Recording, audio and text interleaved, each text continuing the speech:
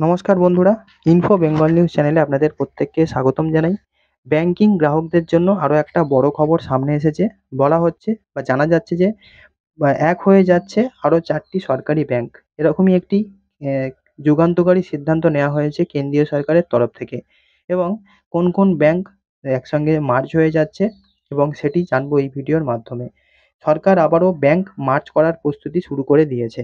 এবার 4টে ছোট ব্যাংকে একীভূত করার জন্য পরিকল্পনা তৈরি করা হয়েছে ভারত সরকারের দ্বারা। মিডিয়ার রিপোর্ট অনুযায়ী সরকার পিএসইউ ব্যাংকগুলির একীভূত করানোর দ্বিতীয় রাউন্ডের পরিকল্পনা শুরু করে দিয়েছে। এতে সরকার 4টি ছোট ব্যাংকের একীভূত করানোর জন্য 2টি বিকল্প বিবেচনা করেছে। এর জন্য সরকার ব্যাংকিং নিয়ন্ত্রণ সংশোধনী আইনে পরিবর্তন আনতে পারে। এখানে প্রশ্ন থাকতে পারে যে কেন এরকম একটি সিদ্ধান্ত নেওয়া হচ্ছে?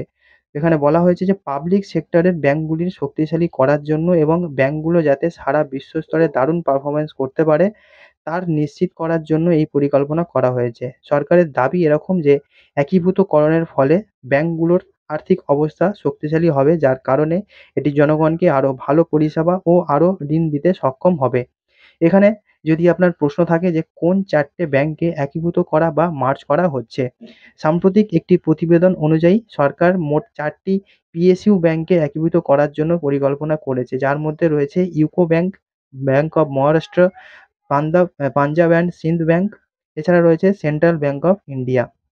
এক্ষেত্রে সরকার 2টি বিকল্প বিবেচনা করেছে, যার মধ্যে প্রথম বিকল্প এটা হতে পারে যে ইউকো ব্যাংক এবং ব্যাংক অফ মহারাষ্ট্র একীভূতকরণ এবং পাঞ্জাব অ্যান্ড সিন্ধ ব্যাংক এবং Punjab central bank of India, এই 2টি ব্যাংকের একীভূতকরণ।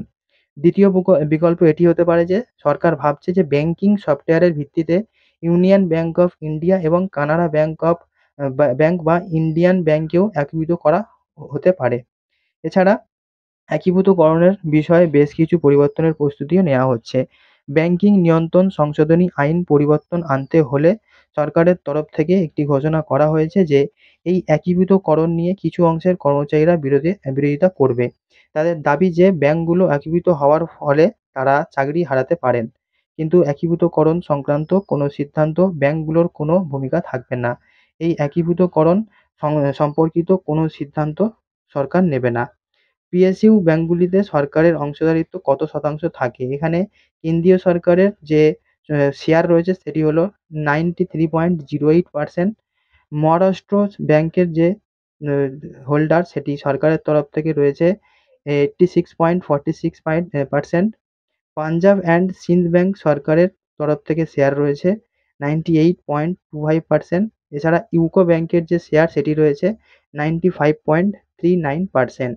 এই হিসাবে কিন্তু ব্যাংকগুলোকে এক করা হবে বলে আরও একটা নতুন ঘোষণা সামনে চলে এসেছে। এই ছিল বন্ধু আপডেট। ব্যাংকিংয়ের তরফ থেকে আরও একটা বড় খবর আপনাদেরকে জানালাম। দেখা হচ্ছে পরবর্তী ভিডিওতে। সবাই খুব ভালো থাকবেন। Good bye.